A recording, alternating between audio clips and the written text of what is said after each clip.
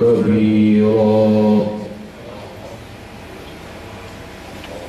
والصلاة والسلام على رسولك مبشرا ونذيرا وعلى آله وأصحابه الذين أعطوا خيرا كثيرا. أما بعد، أعوذ بالله من الشيطان الرجيم. بسم الله الرحمن الرحيم.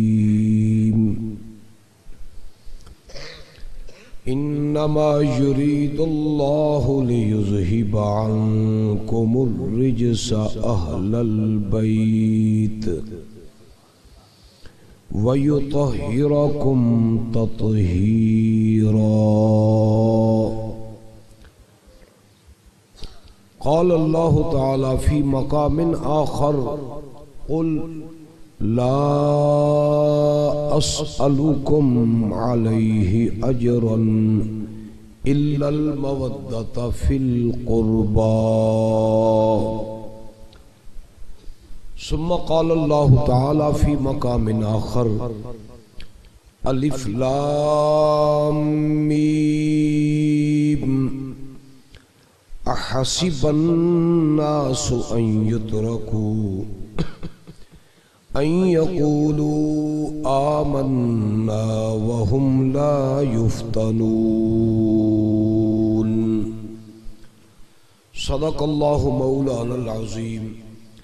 مولاي صل وسلم دائما أبدا على حبيبك خير الخلق كلهم يا أكرم الخلق ما لي من ألوذ به سواك عند حلول الحادث العممي. جاءت لدعوته الأشجار ساجدة تمشي إليه على ساق بلا قدم. ثم الرضا عن أبي بكر وعن عمر وعن علي وعن عثمان ذي الكرم والآل والصحب ثم التابعين لهم أهل التقى والنقى ذي الحلم والكرم. إن الله وملائكته يصلون على النبي يا أيها الذين آمنوا صلوا عليه وسلموا تسليما.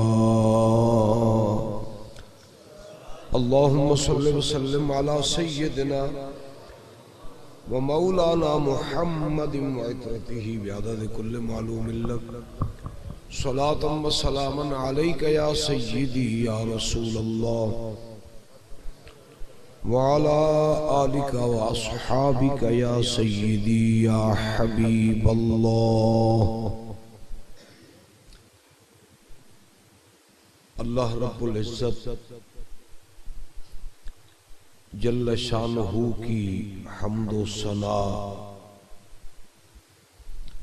اور حضور پر نور شفیع یوم النشور خاتم الانبیاء احمد مجتبی محمد مصطفیٰ صلی اللہ علیہ وآلہ وصحبہ وبارک وسلم کی بارگاہ میں صلاۃ و سلام عرض کرنے کے بعد زینت محفل صاحبزادہ والا شان جانشین اشرف العلماء حضرت مولانا صاحب زادہ حسنات احمد جلالی صاحب اور انتہائی قابل قدر و احترام علماء کرام، نعت خوانان، شیریں لسان اور قابل قدر و عزت اہل محبت و مودت، اہل حق، اہل سنت و جماعت، حاضرین و سامعین، آج کا یہ مقدس و منور اور بابرکت و بامقصد پروگرام اشرف العلماء صاحب علم و کردار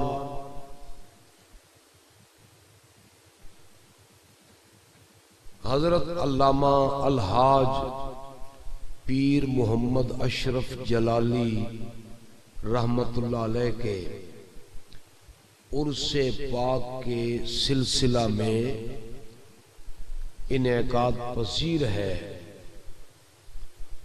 جس کی سرپرستی مجاہد ملت، قائد اہل سنت حضرت صاحب زادہ پیر سید محمد محفوظ شاہ صاحب مشہدی دامت برکات العالیہ محتمم جامعہ محمدیہ بکھی شریف فرما رہے ہیں۔ بلا مبالغہ اشرف العلماء حضرت علامہ مولانا محمد اشرف جلالی رحمت اللہ علیہ، حضرت حافظ الحدیث رحمت اللہ علیہ کے شاگرد رشید، تربیت یافتہ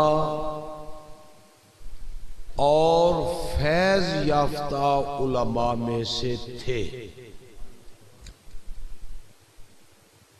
علم و عمل میں اور عقائد و اعمال میں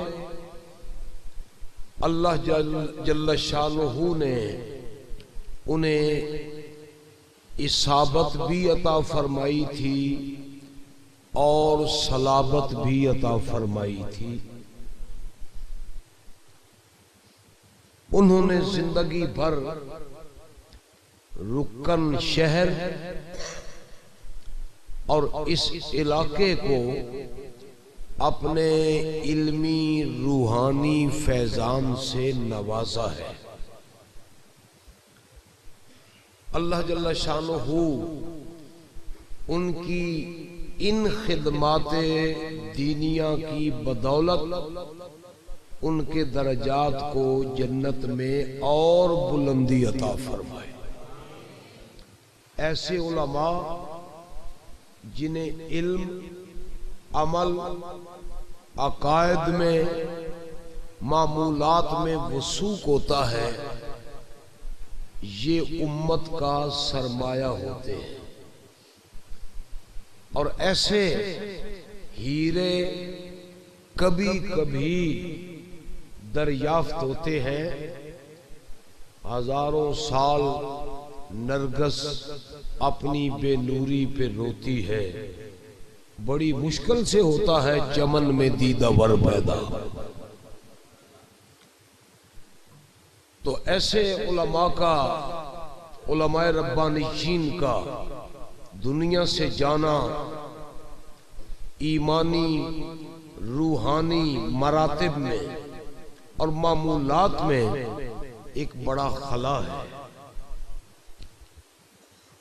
تاہم اس خلا کو پر کرنے کے طریقوں میں سے ایک طریقہ یہ ہے کہ ان کی تعلیمات کو ان کے معمولات کو اور ان کے معاملات کو اور ان کے ارشادات کو اور ان کے حالات کو اپنی زندگی تک زندہ رکھا جائے، تاکہ عقائد و اعمال میں اور دین کی تعلیمات میں ہر مسافر کو جنت کی راہ نظر آ سکے۔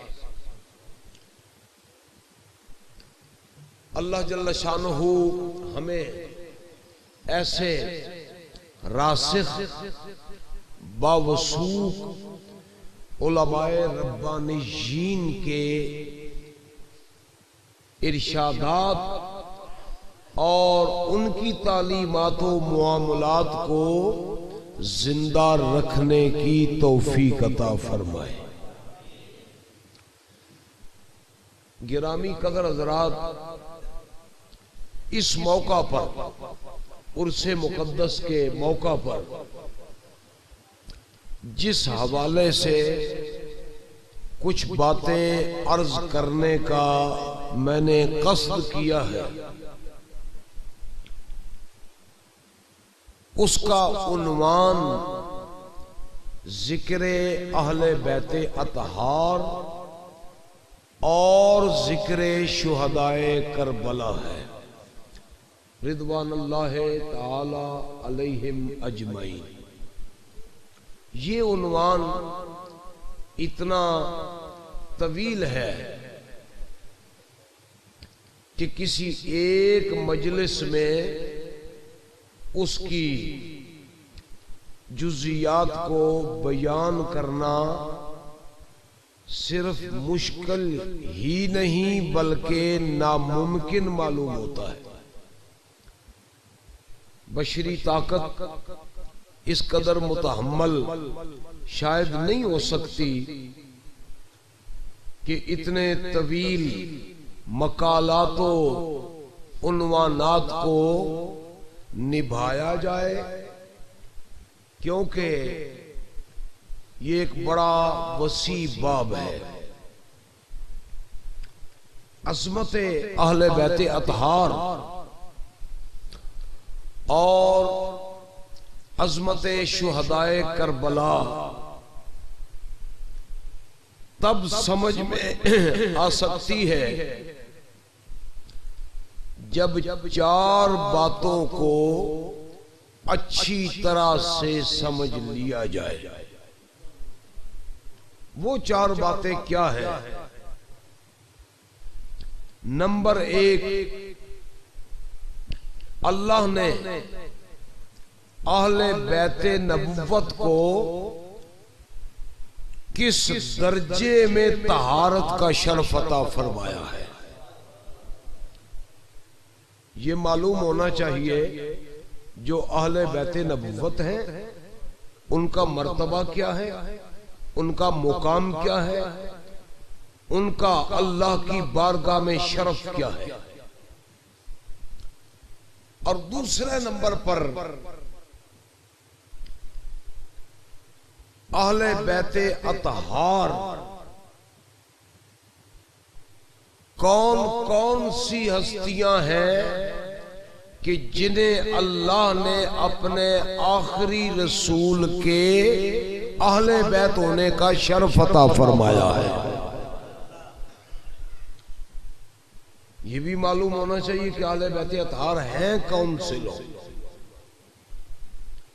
نمبر تین، ان سے محبت، مودت، نسبت، عقیدت کا قرآنی مطالبہ کیا ہے کہ کس نہج پر ان سے محبت کی جائے۔ اور نمبر چار، واقعہ کربلا کیسے نمودار ہوا، وقوع پذیر ہوا، اس واقعہ کربلا میں کردار حسین کیا ہے اور کردار یزید کیا ہے، اس کا نام واقعہ کربلا ہے۔ اور یہ باتیں کتب تاریخ، کتب حدیث، کتب سیرت اور قرآن مجید اور تفاسیر میں سینکڑوں نہیں ہزاروں صفحات پر پھیلی ہوئی ہے، لیکن میں آپ کی خدمت میں ان چاروں میں سے کچھ باتیں عرض کرنا چاہوں گا کہ کسی حد تک اس عنوان کا ایک اجمالی تذکرہ ہو جائے۔ اس مقصد کے لیے میں نے آپ کے سامنے 3 آیات مقدسہ پڑھی ہیں، آیت تطہیر، آیت مودت اور آیت امتحان۔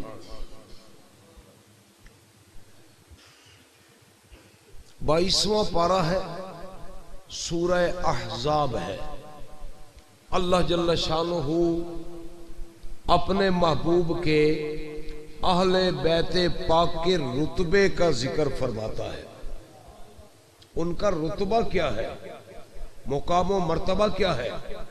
ارشاد فرمایا انما یرید اللہ، بے شک اللہ ارادہ فرماتا ہے، لیذہب عنکم الرجس، کہ لے جائے تم سے رجس کو، اہل البیت یا اہل بیت النبی، اے رسول اللہ کے اہل بیت۔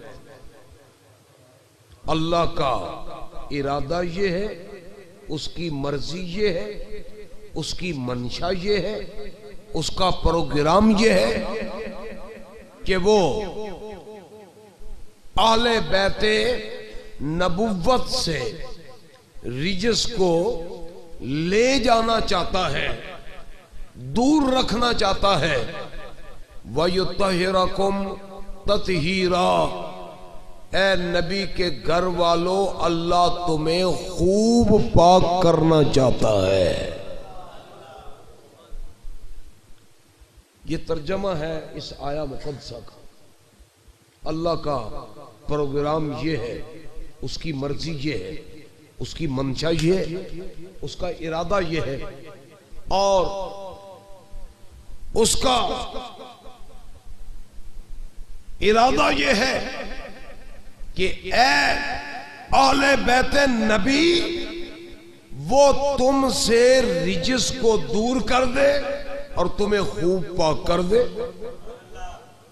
اب رجس کیا ہے؟ جسے اللہ اپنے محبوب کے اہل بیت سے دور کرنا چاہتا ہے اور دور رکھنا چاہتا ہے، وہ رجس ہے کیا؟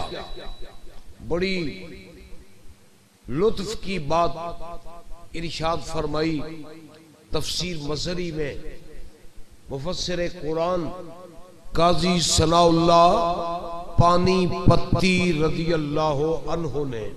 وہ فرماتے ہیں الرجس ہی قبائح الشرعیت والطبعیہ، رجس کیا ہے؟ شریعت کی قباحتیں، یعنی شریعت کے اندر جتنی چیزیں کبھی ہیں، جتنی چیزیں ناپسندیدہ ہیں، جتنی چیزیں منع ہیں، اور جتنی چیزیں حرام ہیں، اور جتنی چیزیں حق سے بعید ہیں، ان سب چیزوں کو جمع کر لیا جائے۔ سب چیزوں کو، مثلا ایک چیز عقیدے کے اندر کبھی ہے، وہ قباحت، ایک چیز عبادت کے اندر کبھی ہے، وہ قباحت، ایک چیز معاملت کے اندر کبھی ہے، وہ قباحت، ایک چیز سیاست کے اندر کبھی ہے، وہ قباحت، ایک چیز خلافت کے اندر کبھی ہے، وہ قباحت، ایک چیز امامت و امارت کے اندر کبھی ہے، وہ قباحت۔ الغرض شریعت کی روشنی میں جتنی چیزیں کبھی ہیں وہ ساری جمع کر لی جائیں، پلس ان کے ساتھ طبیعت کی ساری قباحتوں کو بھی جمع کر لیا جائے۔ ان کے اندر جمع کر لی جائیں طبیعت کی قباحتیں، اس کا گھٹیا پن، اس کی کمزور باتیں، ان عادات کی کمزوریاں جو کسی بشر میں ہوتی ہیں۔ شریعت اور طبیعت کی ساری قباحتیں اور سارے گناہ جمع کر لے تو رجس بن جاتا ہے، اور اللہ کا پروگرام یہ بن گیا ہے جو نبی کے آل بیت ہیں رجس کو ان سے دور رکھا جائے۔ مطلب کیا ہے کہ آل بیت نبی کو وہ رتبہ دیا جائے کہ یہ شریعت میں بھی پاک ہو، طبیعت میں بھی پاک ہو۔ شریعت میں بھی ان کا کوئی ہم پلہ نہیں ہے اور طبیعت میں بھی ان کا کوئی ہم پلہ نہیں ہے۔ شریعت کے بھی پاک اور طبیعت کے بھی، نہ ان جیسی شریعت کسی میں نظر آتی ہے، نہ ان جیسی طبیعت کسی میں نظر آتی ہے۔ یہ رتبہ ہے رسول اللہ کے آل بیت کا۔ الرجس ہی قبائح الشرعیہ والطبعیہ، رجس کیا ہے؟ شریعت و طبیعت کی قباحتوں کا نام ہے۔ الغرض کسی انسان میں جس قدر گناہ جمع ہو سکتے ہیں، اس کے معتقدات میں، اس کی عبادات میں، اس کے معمولات میں اور اس کی طبیعت کے امور میں سارے گناہ جمع ہو تو رجس بن جاتا ہے، اور سارے گناہ دور ہوں تو نبی کے آل بیت نظر آتے ہیں۔ بات ذرا گہری ہو جائے گی۔ اللہ فرماتا ہے جو میرے محبوب کے اہل بیت ہے، جو میرے محبوب کے اہل بیت ہے وہ شریعت میں بھی گناہ سے دور ہے۔ کیا ترجمہ ہے اس کا؟ عقیدے میں بھی گناہ نہیں کرتے، عبادت میں بھی گناہ نہیں کرتے۔ ذرا توجہ ہو آپ کی، جو اہل بیت ہیں رسول اللہ کے، وہ عبادت میں بھی کوتاہی، وہ 5 نمازیں پڑھتے ہیں اور ہر نماز کو اپنے وقت میں پڑھتے ہیں۔ مولا علی اثر میں پڑھتے تھے، نہ کہ زور میں پڑھتے تھے۔ بات سمجھ آئی ہے؟ یہ جو اہل بیت ہیں رسول اللہ کے، یہ عقیدے میں بھی گناہ سے، غلطی سے دور ہیں، عبادت میں بھی دور ہیں، نہ ان کا عقیدہ غلط، نہ ان کی عبادت غلط۔ عبادت کی جان نماز ہے، نمازیں 5 ہیں، ہر ایک کا اپنا وقت ہے، نہ یہ ظہر کو عصر میں ملاتے ہیں نہ عصر کو ظہر میں ملاتے ہیں۔ نہیں سمجھے میری بات؟ تصویر کے دونوں رخ ہیں۔ کچھ لوگ وہ ہیں نا جو عصر کو ظہر میں پڑھ لیتے ہیں، اور کچھ وہ ہیں جو ظہر کو عصر میں پڑھتے ہیں۔ مولا علی عصر کو عصر میں پڑھتے تھے، بس ڈوبنے کے قریب تھا، حضور نے پڑھی تھی، مولا علی نے ابھی تک نہ پڑھی تھی، حضور نے باطنی طور پر روک رکھا تھا، علی ہے تو میرے ساتھ قافلے میں بھی شریک ہے، آج کی عصر سے ذرا پرے رہ تاکہ دنیا کو عصر اور عبادت کی حقیقت معلوم ہو جائے۔ تاہم میں بات جو عرض کرنا چاہتا ہوں، جو اہل بیت نبی کے وہ عقیدے میں بھی گناہ سے دور، عبادت میں بھی دور، معاملت میں بھی دور، امارت، امامت، خلافت، سیاست میں بھی گناہ سے دور۔ وہ کسی کی بیعت کرتے ہیں تب بھی گناہ نہیں کرتے، اپنی لیتے ہیں تب بھی گناہ نہیں کرتے۔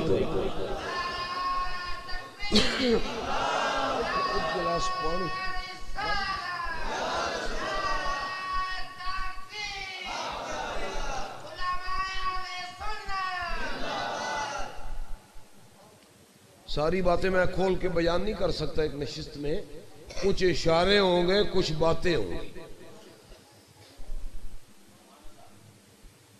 یہ کسی کی بیعت کر لیتے ہیں تب بھی ٹھیک ہے، کسی کے پیچھے پڑھ لیتے ہیں تب بھی ٹھیک ہے، آپ پڑھا دیتے ہیں تب بھی ٹھیک ہے۔ بات سمجھ آئی آپ کو؟ یا اس کا آسان ترجمہ کر لو، حضرت معاویہ سے صلح کر لیں تو تب بھی ٹھیک ہے، یزید سے لڑ جائیں تب بھی ٹھیک ہے۔ گناہ ان کے قریب نہیں آتا۔ عقیدے میں بھی، عبادت میں بھی، معاملت میں بھی، سیاست میں بھی، خلافت میں بھی. یہ بات میری تو نہیں ہے، میں اپنی طرف سے نہیں کہہ رہا، یہ بات وہ ہے جو اللہ اپنے قرآن میں بیان فرما رہا ہے. بات قرآن کی ہے. لیکن عجیب بات ہے یہاں پہ اکتفا نہ ہوا، میرے رب نے آگے فرما دیا اے آل بیت نبوت، تمہارے رب کا یہ ارادہ ہے ہر معاملے میں گناہ کو تم سے دور رکھے. تو جب گناہ سے خدا نے انہیں دور رکھا ہے تو وہ گناہوں سے پاک ہی ہے نا. اب کچھ کہنے کی ضرورت ہی بظاہر محسوس نہیں ہوتی، لیکن میرے رب نے فرما دیا وَيُطَهِّرَكُمْ تَطْهِيرًا. اے آل بیت نبوت، اللہ کا ارادہ یہ ہے وہ تمہیں خوب پاک فرما دے. بات یہاں پہ ختم نہ ہوئی، آگے فرما وَيُطَهِّرَكُمْ. یہ دوہری بات،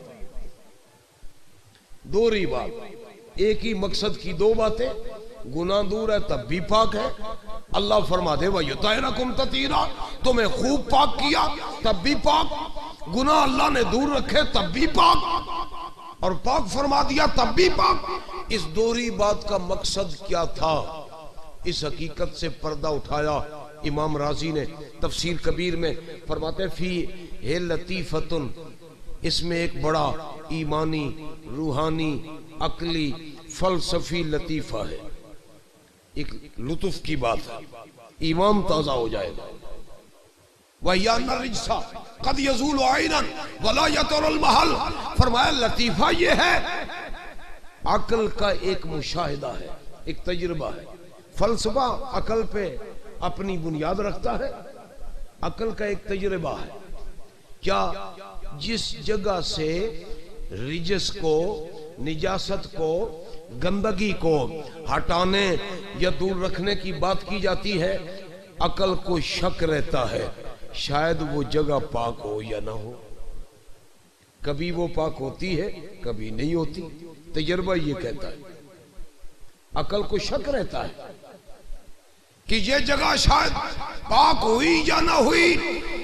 جب رب نے آل بیت نبوت سے ہر قسم کے گناہ کی نجاست کو دور رکھنے کا اعلان فرمایا، ارادہ فرمایا، تو عقل کو یہ وہم رہا کہ شاید یہ پاک ہوئے یا نہ پاک ہوئے. اللہ نے اس وہم کو رد کیا. وَيُطَهِّرَكُمْ تَطْهِيرًا. اے عقل اپنے وہم کو چھوڑ دے، اللہ نے نبی کے آل بیت کو پاک کر دیا ہے. کسی وہم کی یہاں گنجائش نہیں آل بیت کی طہارت میں. یہ اعلان خدا بندی ہے. کس کا اعلان ہے؟ اللہ کا. بولیے کس کا اعلان ہے؟ اگلی بات آپ کو تب سمجھ میں آئے گی جب آپ اس بات کو ذہن میں بٹھائیں. تو میں آپ کو کم از کم اس نہج پر کچھ باتیں سنانا چاہتا ہوں کہ آپ کے ذہن میں ایک بات نکھر کر آ جائے، اہل سنت و جماعت کا مذہب یہ ہے. یعنی پنجابی شاید نہ میں پانی دودھ پانا ہے تو نہ دودھ دے وچ پانی پانا. آئی بات آپ کو سمجھ؟ اس لیے میں چاہتا ہوں یہ پہلی بات ہے، یہ سمجھ آئے گی تب دوسری آئے گی، دوسری جب سمجھ آئے گی تب تیسری آئے گی، تیسری جب سمجھ آئے گی تب جا کے چوتھی بات سمجھ آئے گی. اب کیا اعلان خدا بندی ہے؟ میرا رب قرآن میں فرماتا ہے انما یرید اللہ لیذہب عنکم الرجس اہل البیت ویطہرکم تطہیرا. اے نبی کے گھر والوں، اللہ کا یہ پروگرام بنا ہے. کسی منکر کو پریشان ہونے کی ضرورت نہیں ہم پر. یہ پروگرام ہمارا نہیں ہے، کائنات کے خالق کا ہے. وہ کیا ہے؟ جو آل بیت نبی کی بات ذہن میں رکھو، جو آل بیت نبی کے گناہ کو ان سے اللہ نے دور رکھا ہوا، کیا کریں ہم؟